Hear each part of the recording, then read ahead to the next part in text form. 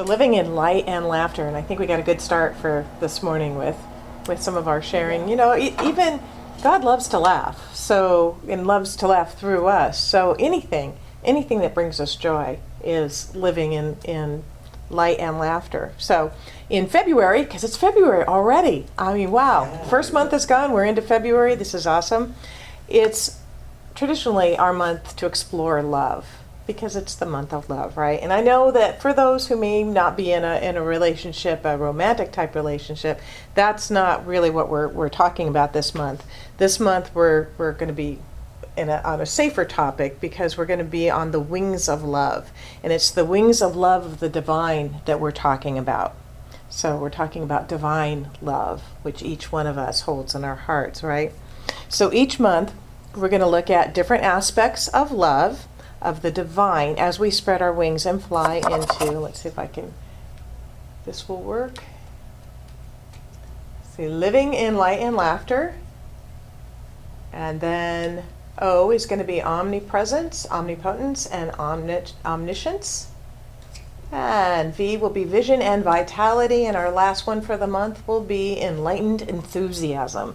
And that's one of my absolute all-time favorites. I like enlightened enthusiasm. So today we're focusing on living in light and laughter. So a guy from Arizona dies, and he's sent to hell. That's Yeah, there you go. You got it. Way to go. All right, so moving on. The devil puts him to work breaking up rocks and a sledgehammer, with a sledgehammer. And you have to know, we don't believe in hell, but this is just a joke. All right. So to make things worse, he cranks up the temperature and the humidity. After a couple of days, the devil checks on his latest arrival to see if he's suffering adequately. The devil is aghast at the guy from Arizona, because he is happily swinging his hammer and whistling a happy tune. The devil walks up to him and says, "I don't understand this. I've turned the heat up way high, and it's humid, and you're crushing rocks. Why are you so happy?" The guy from Arizona, with a big smile, looks at the devil and replies, "This is great. It reminds me of August in Arizona. Hot, humid, a good place to work. It reminds me of home. This is fantastic." The devil, extremely perplexed, walks away to ponder the remarks of the guy from Arizona. Then he decides to drop the temperature, driving down a torrential rain and wind, and soon, hell is a wet, muddy mess, right? Slogging through the mud and up to his knees, the guy from Arizona is happily pushing a wheelbarrow full of crushed rocks. Again, the devil asks him how he can be happy in such conditions. The guy from Arizona says, "This is great, just like April in Arizona. Reminds me of working out in the yard with spring planting. I love it." The devil is now completely baffled, but more determined to make this guy from Arizona suffer. He makes the temperature plummet. Suddenly hell is blanketed in snow and ice. The devil is confident that this surely will make the guy from Arizona unhappy. He is again aghast at what he sees. The guy from Arizona is dancing, and he's singing, and he's swinging and twirling his sledgehammer as he cavorts in glee. "How can you be so happy? Don't you know it's 40 below zero?" screams the devil. Jumping up and down, the Arizonan throws a snowball at the devil, yelling, "Hell's frozen over! Hell's frozen over! That can only mean that the Dallas Cowboys won the Super Bowl." I thought that this joke was appropriate for Super Bowl Sunday. Plus, I wanted you to laugh. Okay, so, well, maybe only one objective was met, right? But we all did laugh a little bit. So, anyway. Our premise for today's work our premise for today's work with love and laughter is that humor and lightness are gifts of God's love. Humor and lightness. Our ability to laugh in the midst of challenging circumstances and have a light touch on life are the indicators of how much we are living into and from this love. So I want to say that again, because it's really important. Humor and lightness are gifts of God's love. Our ability to laugh in the midst of challenging circumstances and have a light touch on life are indicators of how much we are living into and from this love. And the plan for today is to shine light and laughter in places that could use a big dose of God's love. So is everybody up for that today? Okay. Well, let's begin. Bring it on. Well, bring it on. Bring it on. Bring it on. Okay, there's a line from a song written by Leonard Cohen, and it says, "Ring the bells that can still ring. Forget your perfect offering. There is a crack in everything. That's how the light gets in." I would make one slight but significant adjustment to those lyrics if I were writing them, and that adjustment will be reflected in this story. And this is a true story this time, that speaks of the meaning of these lyrics and the power of light, lightness, and laughter. And this is as told by Heather Martin. It's a story of a young man who had cancer in his leg, and ultimately the only way to save him was to amputate the leg. And this was really extremely difficult for him to handle. He was young, he was fit, he was athletic, and now he only had one leg. He went through the deep, dark night of the soul. But while he was in a physical rehab facility, they also offered emotional rehab. And the one thing that helped him was art therapy. One of the drawings that he created early in his therapy was of a flower vase with a great crack in it. And that was how he saw himself, flawed, damaged, cracked. No good to anyone, no use anymore. Do you know anyone who's ever felt that way? Yeah, I know.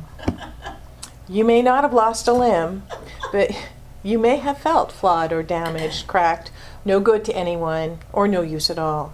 And that's how this young man felt. But he persevered in his physical and emotional healing, and he made great strides in both. Years after his healings, he returned to the place where he recovered, going there as a compassionate friend to help support those who were going through what he had gone through. He was drawn into the room of a young woman who had also had cancer, and to save her life, she'd had a double mastectomy. When he walked into her room, her face was turned to the wall, and even without a word or gesture from her, he could feel the heaviness and despair coming from the young woman. There was no acknowledgement that she'd heard anyone enter the room, although surely she must have heard him. He spoke to her, tried to connect with her, but she was not available. She wouldn't talk, she wouldn't respond to him in any way. She just lay there with her face toward the wall. Suddenly he had an idea and he decided to take a risk. He turned on the radio in her room, turned up the volume, took off his prosthetic leg, stood on one foot, and he started to dance. It must have been a sight. She slowly turned to see what in the world was going on, eyed him suspiciously for a few moments, and then said, "Well, I suppose if you can dance, then I can sing." Oh. And that's what she did, and it was the beginning of the road to her recovery, both physically and emotionally. And of course, you know where this story goes, down the aisle to the altar where they were both married sometime later. And that's the sweet end of the story, but that's not the real point of it. The real point is that on the same day as the visit to his future wife, he'd also visited the therapist who had helped him through his dark night of the soul, and he looked through some drawings that he'd left behind. Among them, he saw the one with the cracked vase, the one that symbolized his brokenness and uselessness. In that moment, he realized that the drawing was incomplete. So he grabbed a yellow marker and started to draw bright streaks of light coming through the crack, because he saw clearly that without the crack, he never would have become the man that he was that day. Ring the bells that still can ring. Forget your perfect offering. There's a crack in everything. That's how the light gets in. But my revision would be, that's how the light gets out. That's how the light gets out. And when we realize that there is light inside in the first place, light that is planted in everyone, by the love of the divine, that is when we can lighten up about life. When we can let go of having to have perfect offerings. I know sometimes I want to wait till everything is perfect before I do something. And it's more important to just show up, to just be there. And to rather know that we are all perfect in God's love. And when we know this, we can bring light and lightness and laughter to our world. Modern fiction writer Jodi Picoult once wrote, "There's always going to be bad stuff out there, but here's an amazing thing. Light trumps darkness every single time.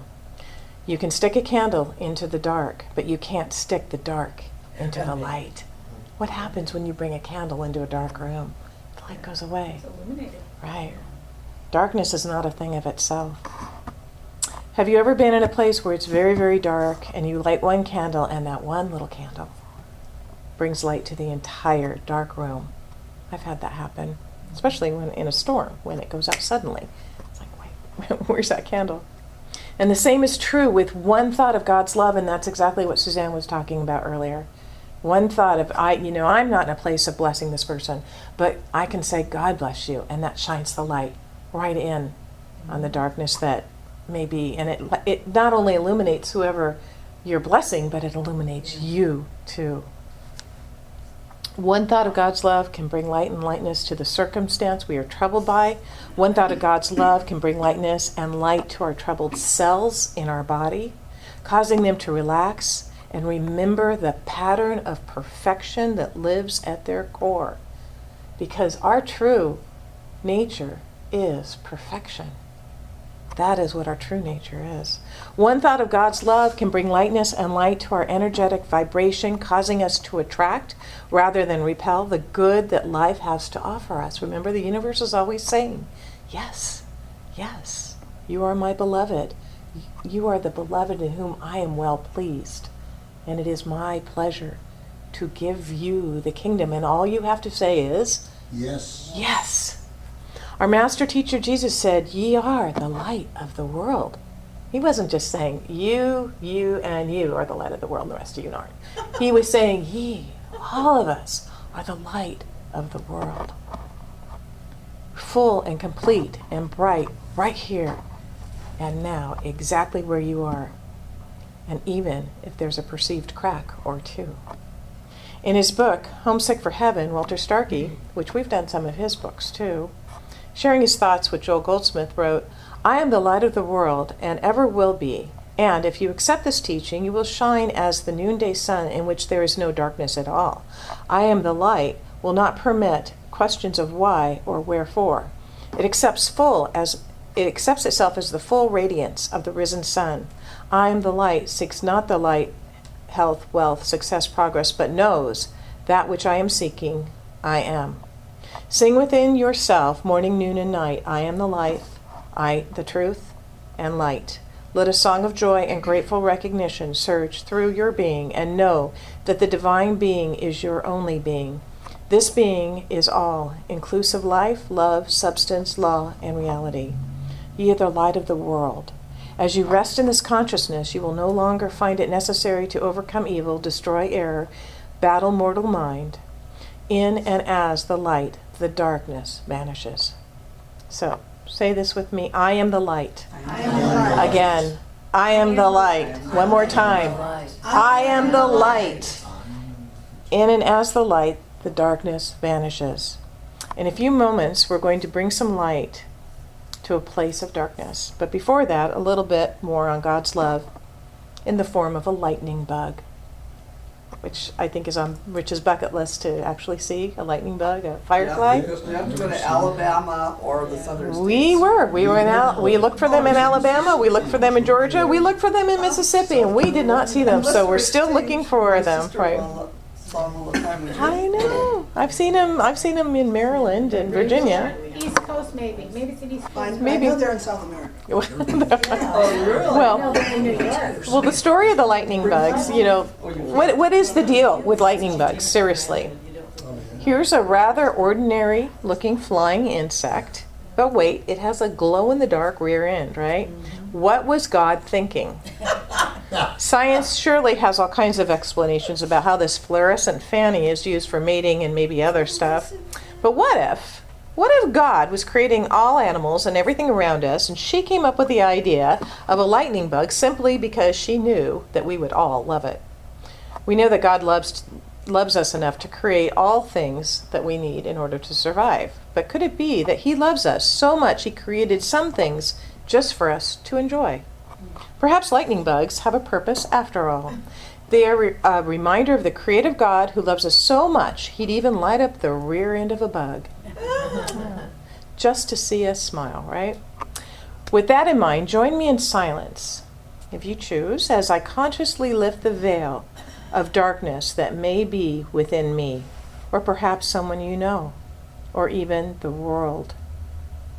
Picture the image of a lightning bug as a symbol of God's love and bring that light to wherever the darkness may be, simply smiling at the ease and grace of it all.